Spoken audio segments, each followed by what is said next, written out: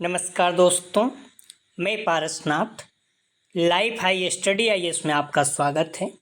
दोस्तों, आगरा यूनिवर्सिटी का BEd second year exam 2026 का रिजल्ट जारी हो गया है। इस वीडियो में हम लोग देखेंगे कि रिजल्ट कैसे चेक करें, पास होने के लिए कितने अंक चाहिए, परसेंटेज कैसे निकालते हैं, यदि आपके अंक कम आए हैं तो कैसे बढ़ाएं, यदि आप एक विषय या दो विषय में फेल हो गए हैं तो कैसे पास हों, यदि आप तीन विषय में फेल हो गए हैं तो कैसे पास हों, या फिर अब आगे क्या करें। आइए देखते हैं। तो सबसे पहले हम लोग देखेंगे रिजल्ट कैसे चेक करते हैं। ठीक है, तो आप गूगल पे जाइए, DBRAU रिजल्ट 2026 नॉर्मली ऐसे ही डालिए और सर्च कीजिए। जैसे सर्च करेंगे कुछ इस तरह से आएगा। जो सबसे ऊपर आएगा पहला, ठीक है, जो पहला आएगा आपको इसी पर क्लिक कर देना है। क्लियर है? आप इस तरह से क्लिक करेंगे जैसे, तो फिर कुछ इस तरह से आएगा। ठीक है, कुछ इस तरह से आएगा। अगर आप देखेंगे तो यहाँ पर क्या करिएगा, आप थोड़ा सा नीचे आकर जो करंट रिजल्ट है, ओल्ड नहीं करंट, ओल्ड तो आपको देखना नहीं है, करंट रिजल्ट है, यहाँ पर क्लिक कीजिए। ठीक है, जैसे यहाँ पर क्लिक करेंगे कुछ इस तरह से आ जाएगा ऐसे। ठीक है, आप देख लीजिएगा ऐसे आ जाएगा। यहाँ पर ये चलता रहेगा। ठीक है, ये घूम रहा है। ठीक है, नीचे अगर देखेंगे तो ये घूमता रहेगा। तो आपको क्या करना है, इस जगह पर क्लिक कर देना है। ठीक है, रिजल्ट 2023 24 24 25 25 26। ठीक है, तो इस जगह पे आपको क्लिक करना है। जैसे आप यहाँ पर क्लिक करेंगे कुछ इस तरह से आएगा। ठीक है, कुछ इस तरह से आएगा, आप देख सकते हैं इस तरह से दिखेगा। ठीक है, यहाँ देख सकते हैं। ठीक है, यहाँ पर आप देख सकते हैं रिजल्ट सेकंड ईयर। ठीक है, तो आपको करना क्या है, यहाँ पर जो दिख रहा है ये इस पोर्शन में जाना है। ठीक है, यहाँ पर आपको सबसे पहले एफिलेटेड लिखना है। एफिलेटेड मतलब संबंधित, संबद्ध। तो जो आगरा यूनिवर्सिटी संबद्ध कॉलेज हैं वहाँ पे एफिलेटेड हो जाएगा।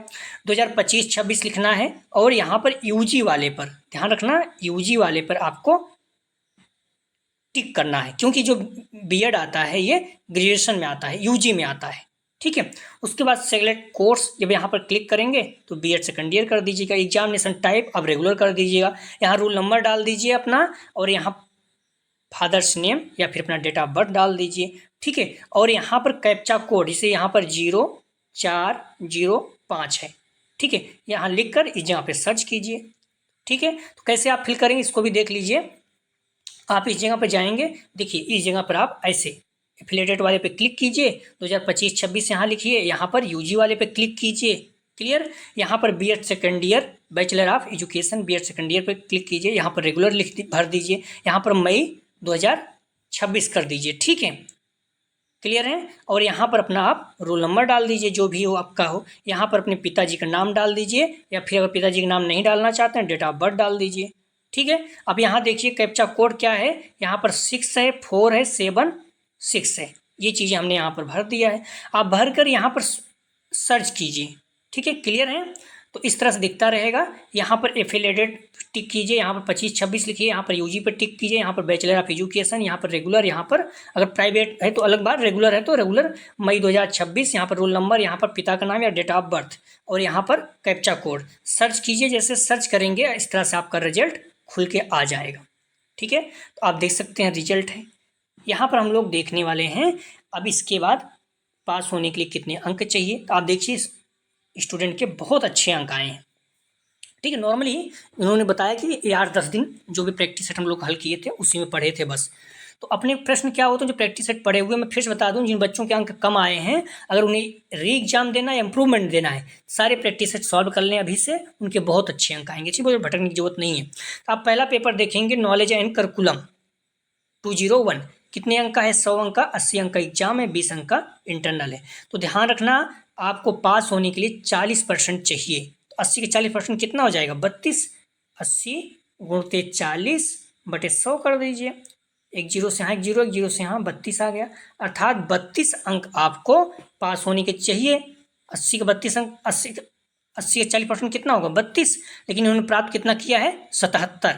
बहुत अच्छे नंबर है। मैंने कहा ना, अपने पढ़ने वाले बच्चे 74, 75, 77, 78 अंक प्राप्त करते हैं।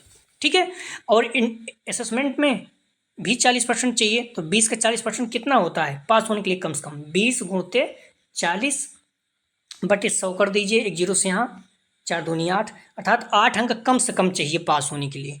ठीक है, लेकिन इन्होंने देखो प्राप्त कितना किया है? 20 अंक, मतलब 20 अंक मैक्सिमम। बहुत ही शानदार, कॉलेज वालों को ऐसे ही करना चाहिए, बच्चों के साथ ऐसे ही अंक देना चाहिए। 100 में 97 अंक इन्होंने प्राप्त किया है। अब कई बच्चे सोच रहे होंगे 32 अंक तो मिल जा रहा है 40%, लेकिन प्रश्न कितना सही होना चाहिए? तो आपके 32 प्रश्न सही होना चाहिए, क्योंकि आपको याद होगा 80 प्रश्न था, 80 अंक था, क्योंकि 100 प्रश्न दिया गया था, 80 प्रश्न हल करना था, तो 80 प्रश्न 80 अंक, एक प्रश्न 1 अंक का। जब 32 अंक चाहिए तो कितने प्रश्न सही होना चाहिए? 32 प्रश्न सही होना चाहिए। तो देखिए इनके 97 अंक मिले हैं। Second paper student for learning, ये भी आपका 80 अंक है, 32 चाहिए तो 66 मिला है, 20 में 8, 20 मिला है। ठीक है, 86 अंक, ये भी बहुत अच्छा नंबर है। ठीक है, सेकंड पेपर थोड़ा से टफ माना जाता है। 203 क्रिएटिंग एंड इंक्लूसिव स्कूल, इसमें 50 अंक का है, 40 अंक का आपका टर्म एग्जाम है, 10 अंक का इंटरनल असेसमेंट है। तो यहाँ भी 40 अंक, 40% चाहिए, तो 40 का 40% कितना होगा? 40 गुणते 40/100 कर दीजिए। ठीक है, 4 चौक 16 हो गया। तो यहाँ पर आपको कम से कम 16 अंक चाहिए। ठीक है, आपको कम से कम 16 अंक चाहिए।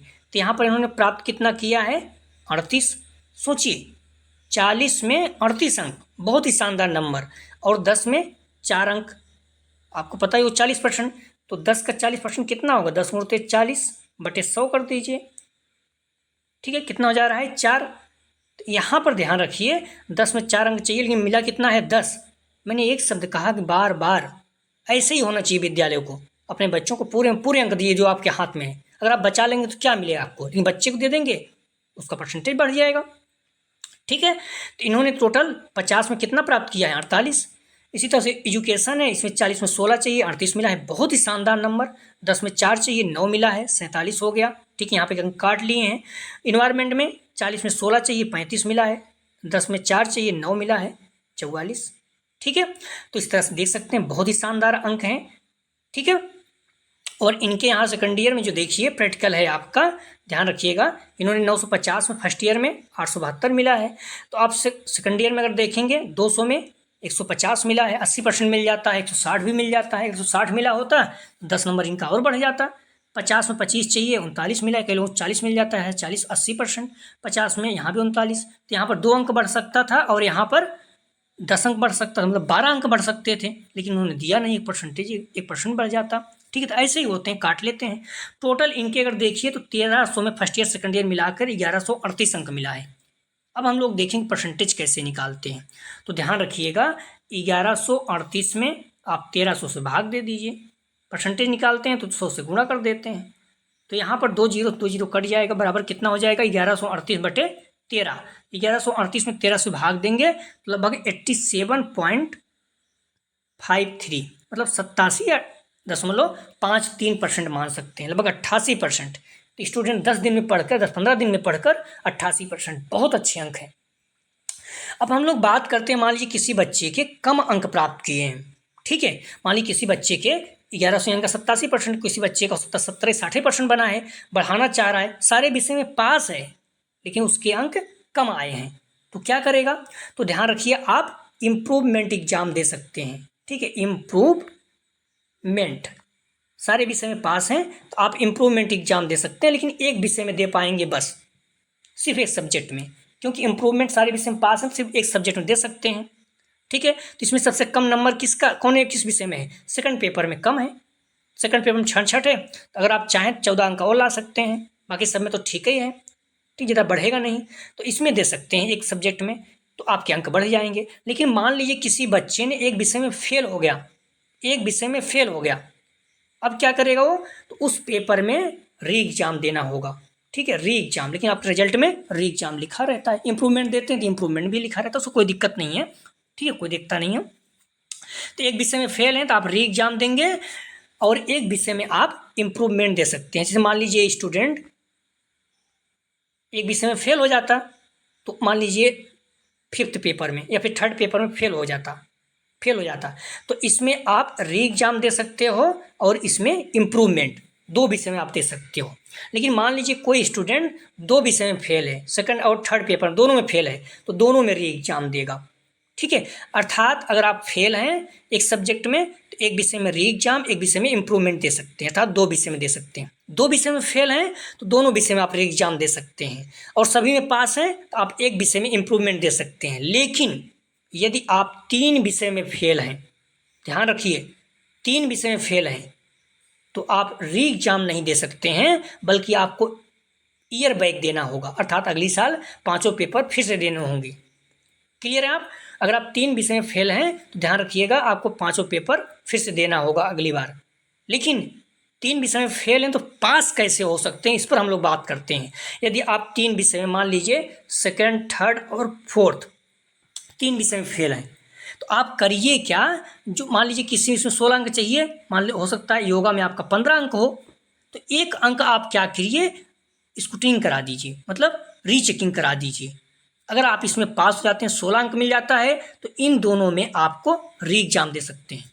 ध्यान रखिए जो बच्चे 3 विषय में फेल हैं वो आप एक विषय में रीचेकिंग करा दीजिए, थोड़ा बहुत मैनेज करेंगे तो हो जाएगा। 1 अंक 2 अंक अगर फेल हैं तो आप रीचेकिंग करा के आप पास हो जाइए एक सब्जेक्ट में, फिर आप क्या हो जाएगा, 2 सब्जेक्ट में फेल हैं, 2 सब्जेक्ट में आप री एग्जाम देकर पास हो जाइए। आप समझ गए हैं? तो इस तरह से कर सकते हैं। जो बच्चे सारे विषय में फेल हैं, सॉरी जो बच्चे सारे विषय में पास हैं तो इम्प्रूवमेंट दे सकते हैं, जो बच्चे एक विषय में इम्प्रूवमेंट देकर अंक बढ़ा सकते हैं। जो बच्चे एक विषय में फेल हैं तो एक विषय में आप री एग्जाम दे दीजिए, एक विषय में आप इम्प्रूवमेंट दे दीजिए, 2 विषय में आप अंक बढ़ा सकते हैं।